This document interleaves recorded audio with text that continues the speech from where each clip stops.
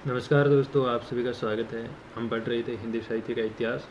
हिंदी साहित्य के इतिहास में सबसे पहले हमने जैन साहित्य के बारे में पढ़ा, उसके बाद में सिद्ध साहित्य के बारे में पढ़ा, उसके बाद में नाथ साहित्य के बारे में पढ़ा और आज हम पढ़ेंगे रासो या चारण साहित्य के बारे में।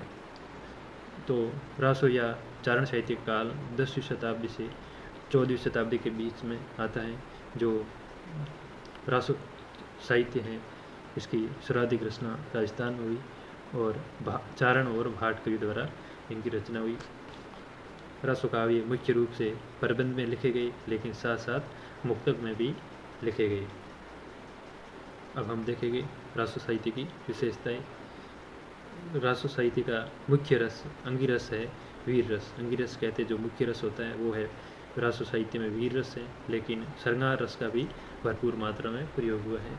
अधिकांश वीर गाथात्मक साहित्य हैं, वीरों की प्रशंसा है और आश्रयदाताओं की पूर्ण प्रशंसा है, अतिशयोक्तिपूर्ण प्रशंसा है और ऐतिहासिकता के साथ कल्पना का भी समावेश है।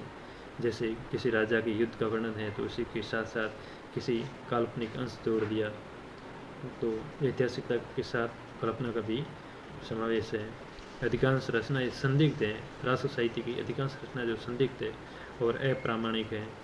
छंदों की विविधता मिलती है, जैसे पृथ्वीराज रासो है तो उसमें 68 छंद मिलते हैं और प्रकृति का आलंबन और उद्दीपन रूप मिलता है। आलंबन रूप जैसे प्रकृति का सीधे सीधे सीधे वर्णन, जैसे कोई पेड़ है तो उसकी पेड़ की सुंदरता का वर्णन करना, वो हो गया प्रकृति का आलंबन रूप। और अगर कोई विरहणी है और बारिश हो रही है तो वो बारिश विरहणी के विरह को और ज़्यादा उद्दीप्त करती है। इसी प्रकार विरहणी अगर किसी बाग बगीचे में घूम रही है और कोयल कूक रही है तो कोयल का कूकना भी उसे अच्छा नहीं लगता है और उसके प्रिय की याद दिलाता है। तो इस प्रकार जो वर्णन होता है वो उद्दीपन होता है। और जो सीधे सीधे प्रकृति का वर्णन होता है, जैसे किसी फूल की तारीफ करना, किसी पेड़ पौधों की तारीफ करना, बगीचों की सुंदरता का वर्णन, बसंत ऋतु का सीधे सीधे वर्णन, तो वो हो गया आलम्बन रूप। तो प्रकृति का आलम्बन व उद्दीपन रूप दोनों हैं, लेकिन उद्दीपन की प्रधानता है। और भाषा शैली जैसे डिंगल व पिंगल, तो रस साहित्यिक भाषा शैली में डिंगल व पिंगल शैली का प्रयोग हुआ है। डिंगल शैली है जो वीर रस के अनुकूल है और पिंगल है वो श्रृंगार रस के अनुकूल है। और काव्य रूढ़ियों का भरपूर प्रयोग हुआ है। काव्य रूढ़ी जैसे प्राचीन समय में हम जैसे कथाएं सुनते हैं तो प्रत्येक कथा में कुछ समानता मिलती है कि ऊपर से कभी परिया आती है या फिर राजा महाराज कहीं पर किसी दूसरे देश में जाता है और किसी सुंदरी से प्यार हो जाता है, फिर वो योगी बनकर जाता है और उसको ले आता है। इस प्रकार की जो कुछ रूढ़ियाँ फिक्स हो गई हैं तो वो बार बार प्रयोग होती रहती है। और किसी को संदेश भेजना है तो तोते को माध्यम बनाकर संदेश भेजा जाता था। इस प्रकार की जो रूढ़ियाँ हैं वो चली आती काव्य में। तो रस साहित्य में इनका भरपूर प्रयोग होता है। और जीवन से संपर्क अभाव, जन जीवन संपर्क से अभाव का मतलब है सामान्य जनता का वर्णन रासो काव्य में नहीं हुआ है। रासो काव्य में केवल राजा महाराजा के जीवन का वर्णन है, सामान्य जन की जीवन का वर्णन नहीं है और उनसे संपर्क का अभाव है। और आगे हम और विशेषता देखते हैं रासो साहित्य की। तो रासो साहित्य में संकीर्ण राष्ट्रवाद मिलता है। क्या मिलता है? संकीर्ण राष्ट्रवाद। एक तो होता है राष्ट्रवाद जो जैसे पूरा भारतवर्ष हमारा एक है तो वो एक राष्ट्रवाद है, लेकिन संकीर्ण राष्ट्रवाद जैसे किसी क्षेत्र विशेष को अपना मानना और उस पर अधिकार जमाना ही संकीर्ण राष्ट्रवाद है। तो रासो साहित्य में पूरे भारत की कल्पना नहीं थी, अलग अलग क्षेत्रों में अलग अलग राजा अपने अपने क्षेत्र पर अपना हक जताते थे। पूरे भारत की कल्पना उस समय किसी ने नहीं की थी कि हमारा पूरा भारतवर्ष एक हो, इस प्रकार की कल्पना नहीं थी। इसलिए रासो साहित्य को संकीर्ण राष्ट्रवाद की दृष्टि से देखा जाता है। इसमें हम राष्ट्रवाद नहीं मान सकते, संकीर्ण राष्ट्रवाद जरूर मान सकते हैं। और प्रकृति का व्यापक चित्रण हुआ है, सामंती जीवन की संपूर्ण झांकी मिलती है।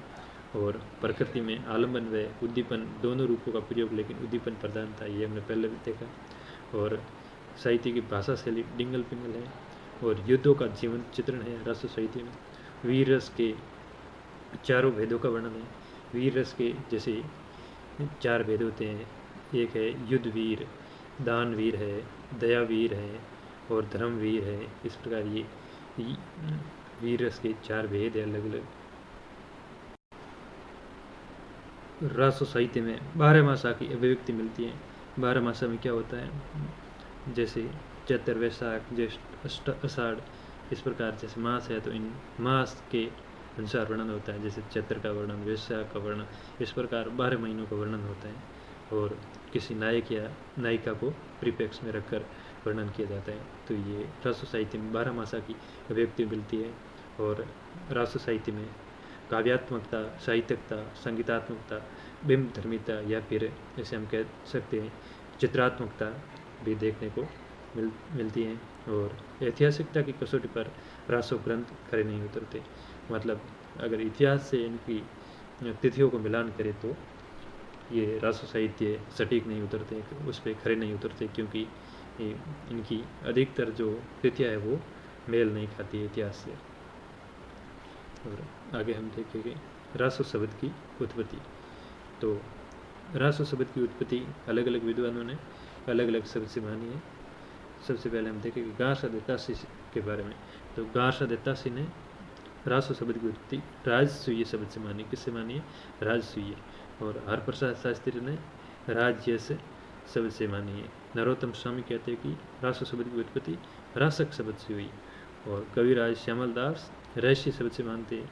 काशी प्रसाद जायसवाल भी रहस्य शब्द से, रामचंद्र शुक्ल रसायन शब्द से, नंद दुलारे वाजपेयी रास शब्द से मानते हैं। हजारी प्रसाद द्विवेदी रासक, दशरथ शर्मा भी रासक, और माता प्रसाद गुप्त भी रासक, और गणपति चंद्र गुप्त भी रासक बताते हैं। और रासक से रास, रासा, रासु और रासो ऐसे इनका अभ्रंश रूप आगे बढ़ते हुए रासो हुआ। और राम स्वरूप चतुर्वेदी रासो या रस बताते हैं। तो इस प्रकार अलग अलग विद्वान अलग अलग अर्थ बताते हैं कि रासो की उत्पत्ति किन शब्द से हुई। तो आगे हैं पोपटलाल शाह हैं जो रस शब्द से रासो शब्द की उत्पत्ति मानते हैं। गिरियर्सन है जो राजादेश शब्द से मानते हैं।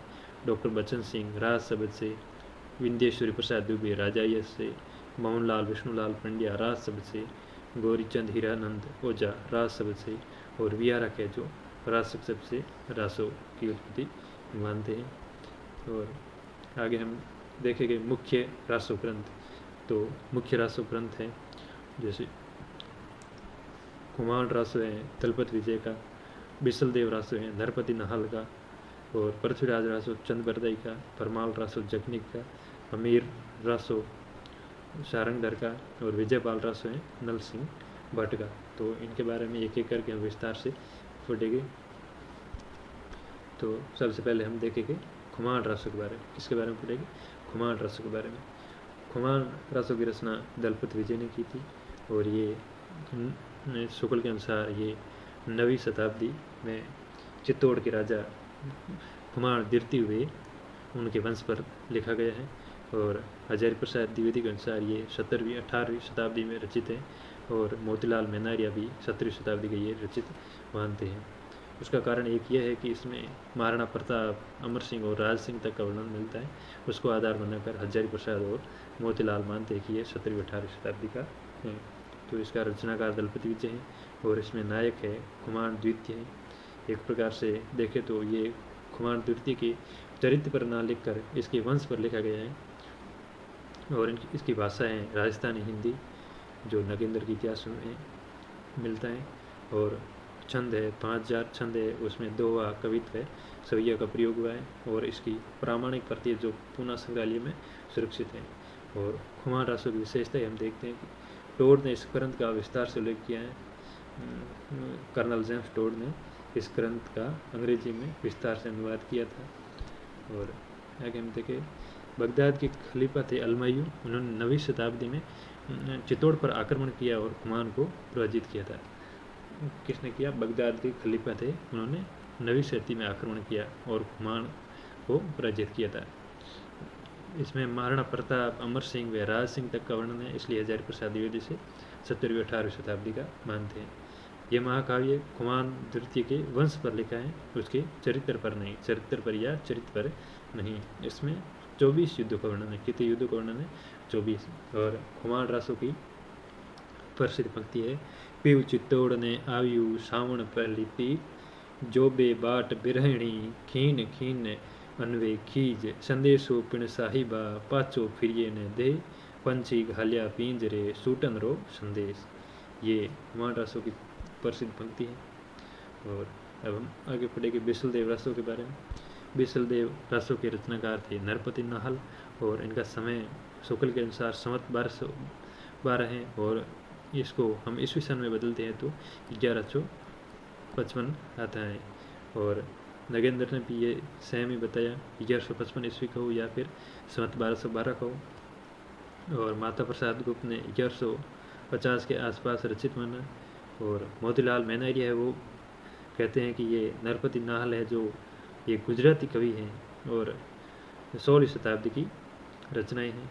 हजारी प्रसाद द्विवेदी भी इसे 16वीं शताब्दी की रचना मानते हैं। और बिसलदेव रासों में नायक जो बिसलदेव थे, जो विक्रय राज चतुर्थ थे, ये अजमेर के चौहान वंश के राजा थे। और नायिका थी वो राजमती थी, जो मालवा की राजधानी धारा थी उसके राजा भोज की पुत्री थी। धारापति मतलब धारा नगरी के स्वामी परमार राजा भोज की पुत्री थी। धारा नगरी जो मालवा की राजधानी थी। और इसकी भाषा है पिंगल राजस्थानी है। शुक्ल ने माना है कि बिसलदेव रासों की भाषा पिंगल राजस्थानी है। और इसमें छंद है 125 छंद है, और ये विरह प्रेम काव्य है। ये ध्यान रखिए, बिसलदेव रासों है जो प्रेम काव्य है। क्या है? प्रेम काव्य। रासो काव्य अधिकतर वीर काव्य है, लेकिन बिसलदेव रासो है जो प्रेम काव्य है। ये महत्वपूर्ण प्रश्न बनता है। और आगे हम देखेंगे इसका अंगी रस है। मुख्य रस कौन सा है? इसमें वीर रस नहीं है। कौन सा रस है? श्रृंगार रस मुख्य है। और ये 4 खंडों में है, और जो तीसरा खंड है उसमें राजमती का वियोग वर्णन है। ये महत्वपूर्ण प्रश्न है। और इनका काव्य का रूप है, ये गेय रूप में है, गीत के रूप में है। और शुक्ल ने गेय मुक्तक परंपरा का इसे प्रतिनिधि ग्रंथ माना है। और इनका सर्वप्रथम संपादन सत्य जीवन वर्मा ने किया था, जो ये इसके पहले संपादक हैं। और माता प्रसाद गुप्त ने इसके 128 छंदों का संपादन किया। हालांकि बिसलदेव रासों में 125 छंद माने जाते हैं, लेकिन माता प्रसाद गुप्त ने 128 छंदों में इसका संपादन किया है। और ये ब्रज भाषा की पहली साहित्यिक कृति मानी जाती है। और हिंदी में 12 मासा की शुरुआत यहीं से होती है। राजमती हिंदी की पहली प्रोसित पत्रिका नायिका है। प्रोसित पत्रिका नायिका उसे कहते हैं जिसका पति उसको छोड़कर दूर चला जाता है, उसे कहते हैं प्रोसित पत्रिका नायिका। तो बिसलदेव हैं जो 12 वर्ष के लिए राजमती को छोड़कर उड़ीसा के लिए चले जाते हैं, तो ये प्रोसित पत्रिका नायिका है। आगे हम देखते हैं, शुक्ल कहते हैं इस बिसलदेव रासों के बारे में कि इस ग्रंथ में एक बात का आभास मिलता है कि वह ये है कि श्लिष्ट भाषा में ब्रज और खड़ी बोली के प्राचीन रूप का ही राजस्थान में व्यवहार होता था। साहित्य की सामान्य भाषा हिंदी थी जो पिंगल कहलाती थी। बिसलदेव रासों में बीच बीच में बराबर इस साहित्यिक भाषा हिंदी को मिलाने का प्रयत्न दिखाई पड़ता है। तो ये शुक्ल का कथन है, ध्यान रखिए। और बिसलदेव रासों की कुछ महत्वपूर्ण पंक्तियाँ हैं, जैसे स्त्री जन्म दीदू महेश, स्त्री जन्म काई दीदू महेश, अवर जन्म थाई घणारे नटेश। और दव का दादा कूपली मेलई, जीव का दादा नू पंगुराई, आवियो राजा मास बसंत, गढ़ माही बूढ़ी उछली, जय धन मिली अंग संभार, मान भंग हो तो बाहो। ये बिसलदेव रासों की पंक्तियाँ हैं। और ये हो गए बिसलदेव रासों तक। इससे आगे का भाग हम अगले पार्ट में पढ़ेंगे। धन्यवाद।